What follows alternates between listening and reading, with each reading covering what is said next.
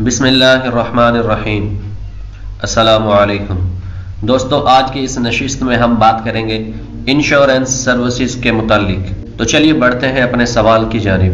نہایت ادب کے ساتھ گزارش ہے کہ مذاربہ کے نام سے جو انشورنس سروسز چل رہی ہیں یہ جائز ہیں یا نہیں۔ ان انشورنس کمپنیوں کا دعویٰ ہے کہ وہ حلال پروڈکٹس میں رقم کو انویسٹ کرتے ہیں اور باقی فارمولے تقریبا عام انشورنس کمپنیوں سے ملتے جلتے ہیں۔ پاکستان میں اسٹاک مارکیٹ میں ہر انشورنس کمپنی انویسٹ کرتی ہے اور وہاں سے جو منافع ملتا ہے وہ شراکت کے ذریعے انشورنس کمپنی اور انشورنس کروانے والے شخص کے درمیان تقسیم ہوتا ہے۔ کیا اسلام میں انشورنس کی کوئی گنجائش ہے؟ مشورہ چاہیے، شکریہ۔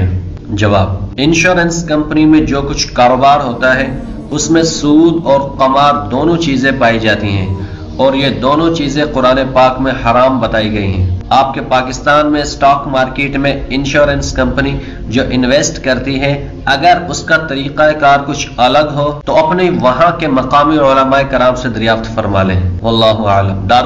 دارالعلوم دیوبند۔ یہاں پہ میں ایک چیز اور کلیئر کرتا جاؤں کہ یہاں پر جتنے بھی فتاوی جات ہیں یہ دارالعلوم دیوبند کی طرف سے جاری کیے گئے ہیں، جو کہ انڈیا میں ایک بہت بڑا دینی مدرسہ ہے۔